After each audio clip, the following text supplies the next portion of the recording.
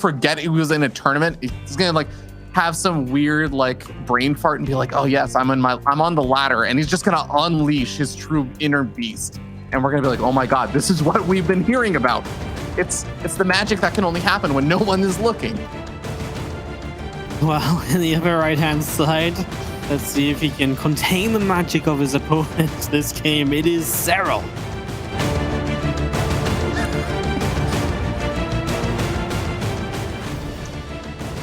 And down here in the bottom left-hand side of the map, the red Terran player going with a strategy that I have never seen lose ever before. It is souL.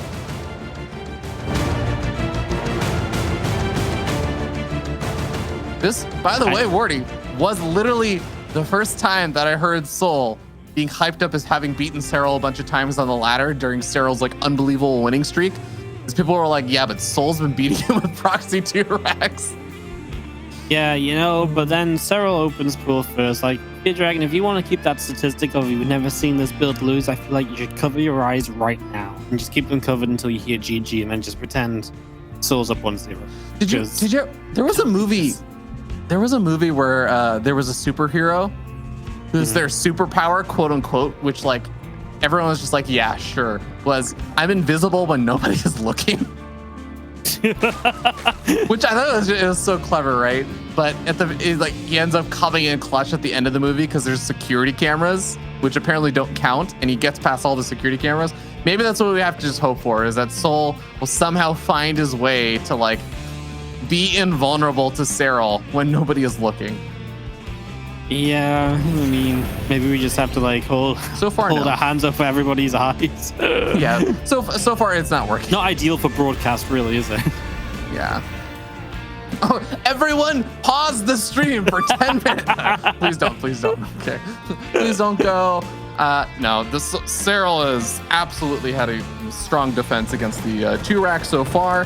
He's made a decent number of the lings, but not overmade them. He's already going back into drones after just making 6 lings, and has already forced the retreat of these barracks. Like, this is a pretty solid start so far for Serral. And he canceled his spine crawler, so it is like the easiest defense of a 2 racks you're probably ever gonna get. Just shut down. He's gonna macro hard behind it. souL starts his CC after factory, so he's definitely going to have a little bit of an economy problem compared to, maybe not problem, but he's going to lack compared to where he usually would be at. So that's something to keep in mind too here as Serral starts up his Zergling speed, and he's just ready to go on about his game. Absolutely. And kind of both these players kind of have to, but you can already see how unideal of a situation it kind of is for souL, where he's like get a bunker up on his high ground while he gets his command center up on his high ground as well, while trying to get up all of his tech and everything. And Serral's just chilling, man. Serral is getting up his creep, starting up his Zergling speed, droning up. If I see even a single pair of Zerglings in the next like 30 seconds to a minute, I will be surprised. Yep, but there's just no need to, right? He's just in such a comfortable spot. The only reason you need to is he starts to feel really uncomfortable. So maybe you make a few around the finishing of that link speed just to kind of get a bit of map control. But yeah, Serral's in a fine spot as souL just floats his natural down to the low ground, and obviously that's one of the things that he's already delayed on because of the initial openers here. So again, we do just have Serral already taking that advantage, and we'll see where this runs to. Yeah, a rough start for souL, but hey, if you can make something happen when he basically just gets hard counter with like the pool first and everything, then this is gonna set up well for the rest of the series. If you can somehow even find a way to bounce back to like an even-ish state after all of this.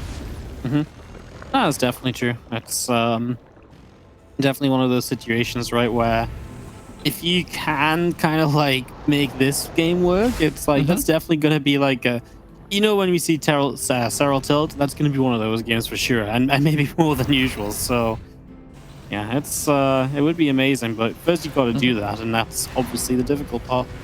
Oh yeah, absolutely. It's like, yeah, you know, let's look on the bright side. If you win from this situation, like, you're pretty good at StarCraft, but you first have to actually figure out how to win versus Serral, which is already pretty difficult. But we'll see. The Liberator is going to be popping on out. It's going to have an opportunity to get a little bit of harassment done. First 2 Hellions poking forward right before that Queen pops at the 3rd base, but not able to find a whole lot so far. And Liberator gets scouted out by the Ling. One of the most frustrating things of facing off against Serral has to just be that he always seems to get good scouts on whatever you're doing. That's one of the things that makes him so good, right? That information. It's one of the reasons he was dominant in 2018, because he just had the correct response to everything that was going on, because he always knew everything that was going on. And I feel like one of the ways that people got better against Serral, and one of the reasons Serral started having not winning everything, right, is because people figured out what he was scouting for, and they played around that a lot more rather than playing into the idea of, oh, I'm going to do this, and it could be scout, because every time Serral would scout. And it's one of the reasons why I think Reno is like Serral's kryptonite, because Reno just says, oh, you're scouting everything and responding to me as though, based on what you're scouting. So let me show you something and then do the opposite.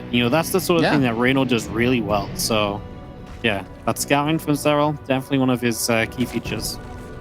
Yeah, I think that's a good point. We haven't seen anything quite like that from souL or anything just yet, but we'll see. He's made the 2 Liberators, and he's got these 8 Hellions continuing to poke around, just forcing out some additional units at the front. And one of those Liberators is going to come back in. Spore Crawler immediately repositions, doesn't lose a single drone. Got the second Spore Crawler also repositioning. Serral actually just going to get away without losing almost any drones here. Oh, okay. Loses one to that lib, so what? It's 8. Oh, well, in the main base, he just didn't pull the drones far enough away. That should not have been a successful queen, too. So now Serral messes up a little bit. That's actually pretty bad. So, yeah, there's actually 10 to 9 workers. So, good effort from souL. Although, while it was a good effort from souL, I feel like Serral actually did everything he needed to defend that, apart from actually just moving the units like a little bit more properly, right? It just got a little out of hand, and that's where the problems arose. Okay, so that's what we have to do, Orty. We just have to keep upselling Serral to cast your curse him. Be like, he's having a perfect defense. Then he'll start losing units. That's how we bring souL back in. So hard. These Bane's trying to roll into Marines. Gets a couple. Beautifully done, yeah. Nice target fire, and you gotta be able to find a handful of drones here as well. Already getting 8 drones, still roasting some of these lanes. Yeah, that's a lot of lanes that go down, actually. A fair few of them fall in that fight, so it's actually not bad for souL right now, those Hellions like that. Let's see, I mean, the thing is, all of these things can happen, and you can feel as though you have a good early game, and Serral just has that ability to find that one fight, that one opening that turns all of it around again. So while this is all good for souL, definitely don't let it get out of hand in your minds just yet. Like, Serral is still probably in the driver's seat, because it's just that's how good he is, and that's how good he is at creating opportunities to control a game. Yeah, absolutely. That's one of the scariest things about Serral. So it's going to be a longer, drawn-out kind of situation that souL's going to have to find the continued little victories and stuff in. But that is a lot of mutas that he's going to have to deal with, and this is enough that 1 or 2 missile turrets is not going to be able to push back the mutas. You really do have to have your Marines in position, but we'll see. Marines, keep an eye out on those mutas, which are going to be diving over toward the main base, maybe looking for some add-ons, finding a tech lab. Those do take a decent bit of time to make. Yeah, I mean, anything like that is obviously nice. They're quick to kill, cost a little bit of gas. He loses a couple of mutas on the way out, though, which definitely starts to add up.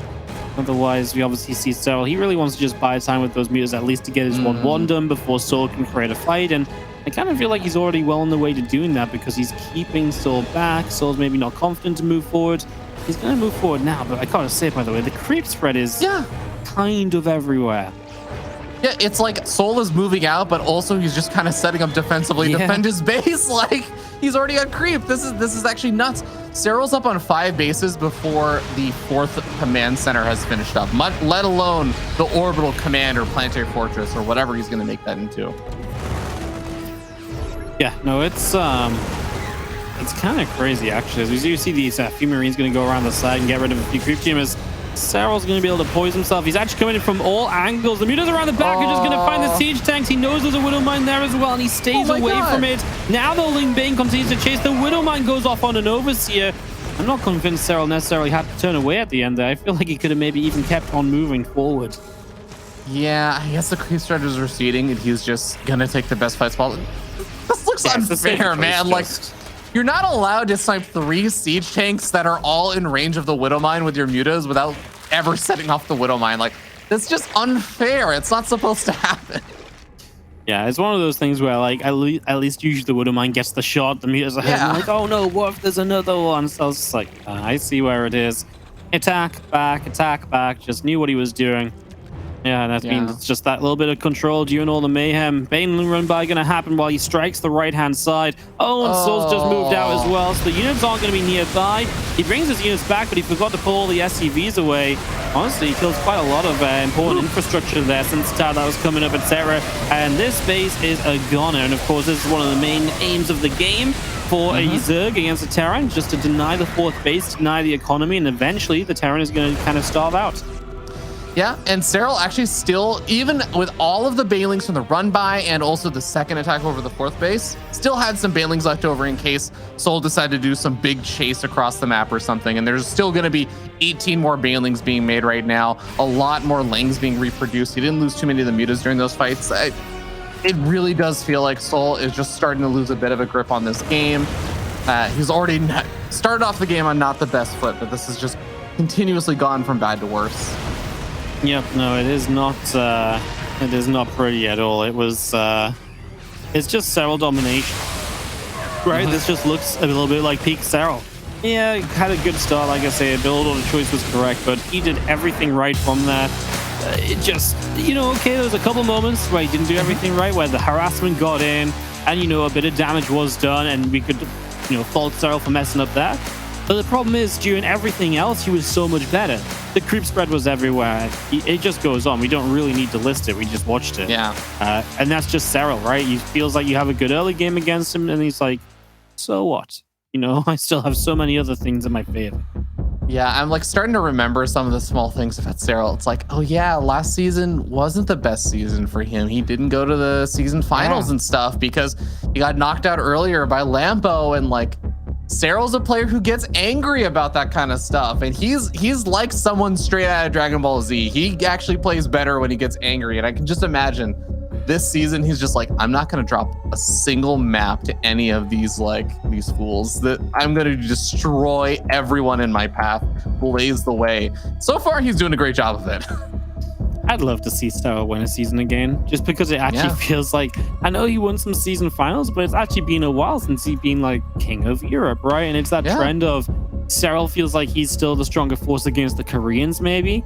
But both Reyno and Clem have just been so good against Serral. It's kind of weird how that works out, where Serral has been maybe the overall stronger player when the top Koreans come into play, but he just can't quite beat the top of Europe. Like, it's crazy.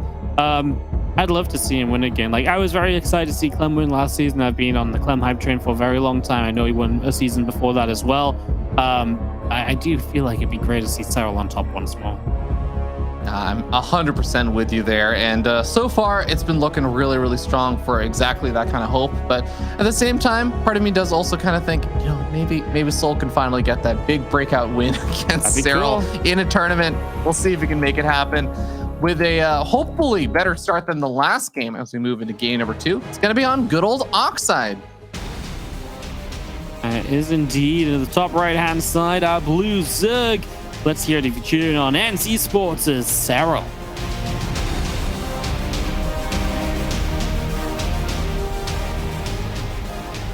And down here in the bottom left-hand side of the map, we have that red Terran player. He is the one and only souL.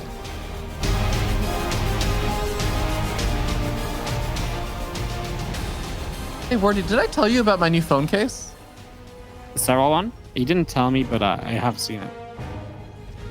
Yeah, sorry, I'm like digging through my cabinets now, trying to find my phone.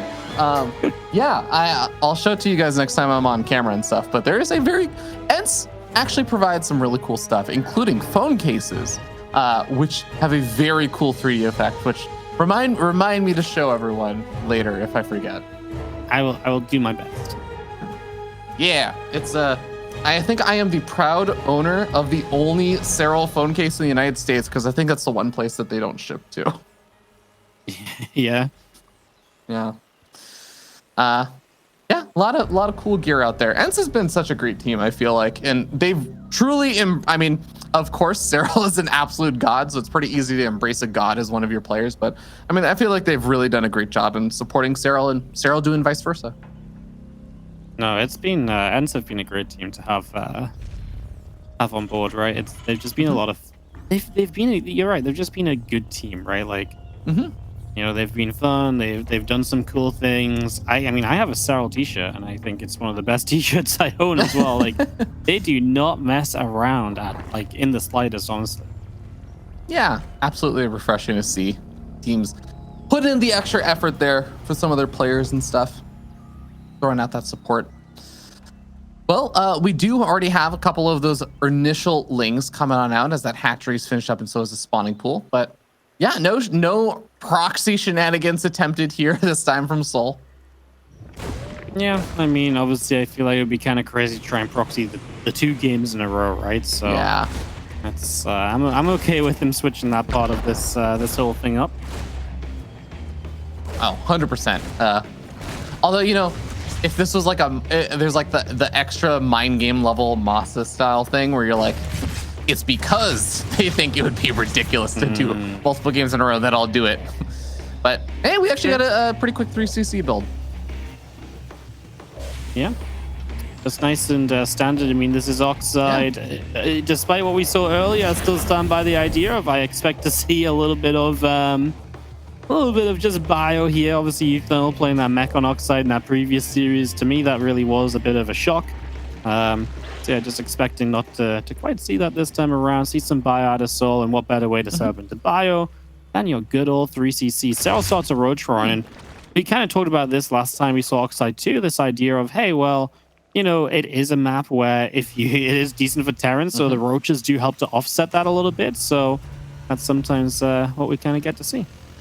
Yeah, I mean, in the last series, we saw this in with Euthermal versus Vanya. The roaches ended up kind of being an offensive tool just because of the weird way that things played out, where it was like, well, the Hellions kind of ran around, but then the battlecruiser was there. So it ended up being like a kind of abnormal situation. How did the roaches usually get used in these kind of situations?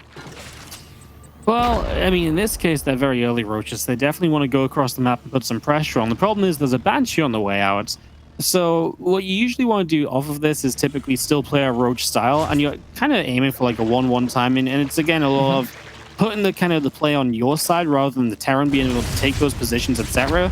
And that's just something you can do more with roach timings than you can with like a lot of the Ling Bane. Like Ling Bane relies on counterattacks, but if the counterattacks are well set up against, you're then just forced to take the fight in the Terran's position. Whereas a roach army can really make that Terran army turn around and can just, again, dislodge those positions a bit easier sometimes, especially early game, which is where the power of Oxide really shines, I think, for Terrans. So that's what a lot of these roaches do. These roaches shouldn't do anything. Banshee here, lots of Hellions as well. And this is a lot of Hellions. souL is like not stop building them, which is kind of nice, just to overpower these roaches and make sure they do nothing. Obviously, then Serral gets to clean them up. This does come at a cost from souL, because every set of Hellions you build means a later and later set of additional barracks. Later barracks obviously mean later bioproduction. That affects you further down the line. Yeah, and he's finally stopped that Hellion production now, so he's stuck with just the 4 Hellions that he has as of this moment. Kind of cool that he was able to, like, I guess, keep the Banshee back until like the very last second against those roaches, which he did know were moving across the map. They were chasing after his Reaper and 2 Hellions. But I do wonder if he's going to try and hit with the 2 Banshees the same place pretty soon. Serral should definitely know about them, as he already is starting up his Spore Callers and everything after, you know, having lost all of his roaches to them. Yeah, Serral's just going to go Bane Nest and Spire, by the way. So he's not going to play roaches behind it, which I don't mind. Yeah, that's kind of silly. I don't mind the kind of the Banes and the Spire, because I feel like trying to play 1-1 roaches when your first 6 roaches die and don't do anything apart from kill off a couple Hellions, it doesn't power up into that big attack, right? So I don't mind the choice that Serral goes for, just to play Ling Bane. It's still tough though, because, you know, that still was an investment into roaches that didn't really do much. Yeah, that is a good point. Really, all it did was clean up a few of the Hellions and stuff, and he's going to be able to get another one of the Hellions with his Speedlings over here. But at the end of the day, yeah, souL is not really too messed with from the earlier roaches and stuff. Gets up his 3rd base, gets up all of his production with his 4th and 5th barracks now finishing on up. But I guess the Banshees also did not get a whole lot of damage done, and neither have the Hellions. And I want to remind you, Wardy, about the creep spread that last game. With the Hellions basically getting cleaned up so quickly, and even the Banshees getting forced back so quickly, a creep spread is going to become a problem in like 45 seconds. Yeah, it really is. And even worse now as those Hellions go down too. Full surround from Serral. Those are the kind of things which suck a lot. And again, it's just going to be that creep spread all over, like you're mentioning. I mean, creep spread can basically dictate games in this matchup. Like, map control is obviously important, but a full-on just movement speed boost for a lot of the fights completely dictates where souL can and cannot fight. And if you're not allowed to fight where the Zerg doesn't want you to fight, well, guess what? Then you've got to fight where the Zerg does want you to fight, and that just tilts everything into the Zerg's favor. So it is very tough. So we'll clean out this Overlord. He's already building that 4th base, right? So he's not looking for like a super aggressive game. He's looking to like kind of let this build up late. Not a bad map for playing later game on, as long as you can secure your bases, because in theory, this is only a 6 base map each, right? So unless you steal a base from the other guy, you're limited to 6 bases. And what can be really difficult for the Zerg is to kind of kill a Terran when you only have 6 bases of economy. You need to kind of stop them on 4 bases. You can't let them get up to 5. As, yeah, the mutas come in, they obviously find some real openings. SCVs, a siege tank, I mean, how the mutas just find so much right away. Whoa! Well, the Widowmine says maybe they shouldn't have flown in here at least. Yeah, it's a little bit of damage, and maybe at most he gets one more of the mutas, the Stim Marines chasing after him, but man, that was a lot of damage. And I want to also note, it was as souL was beginning to move out, and that move out would have been important even if he didn't get all the way to the hatchery or something, because he was at least going to clean up some creep spread, get something done to, you know, open up the avenues for attack later on. Now he doesn't get to do any of that because he gets pulled all the way back to his main base with most of his units. Serral gets even more time to build up, not only, you know, more mutas and stuff, but gets up more banelings, gets up more zerglings, gets up better upgrades, or gets closer to them at least. This is all going really well for Serral. Yeah, obviously one of the things he was behind on initially was upgrades, because he obviously opened roaches, then he went Ling Bane Muta and really focused on that before upgrades. And the longer that souL doesn't start 2-2 is really just time where Serral is getting back into the game in one of the ways he was meant to be behind. This is meant to be one of souL's advantages that now is just non-existent. Yeah, 1-1 is... I think 1-1 may very well finish up before the fight, but Serral's actually going to go for this counterattack with both his Lings and his mutas. Finds a few of the units. Gets even the Widowmine. 2 units killed, right? Counterattack in, another Widowmine goes down. Medevac just sat here, goes down too. souL can't go anywhere because of the creep spread. God. Yeah, I mean, this is just, his production is going to be camped, so he must come back home. He can't move on to creep, and Serral's mutas just started to do so much. Now Serral's like, okay, we can move away. Like, Serral does not need to win the game off of this attack, because he's got souL's army just sitting out in the middle of the map doing nothing. The longer that does nothing for, the happier Serral's going to be. Still no 2-2 there for souL, and now 1-1 finished up. Serral feels fine, taking a fight off of creep, takes out some of the Widowmines, chases back his Bioforce until finally the Siege Tank acts as an anchor and pushes back Serral, but Serral is already still doing enough damage, and the command center is going to come over here. He's going to have to turn around, and he's going to send some units down probably to help out soon, but there's even a burrowed Ling over there. There's a burrowed Ling to prevent the command center from landing, even if it did get there in time. Yeah, I mean, it's just the little things that all add up as well, right? This the burrowed Ling, yeah, creep, what about that? And now there's an Armic Fear Dragon. Which of them is it going to be that stops this? Well, those Widowmines actually started to do a little bit, but I mean, souL is in trouble because Serral is just going to roll on into him, and Serral is going to give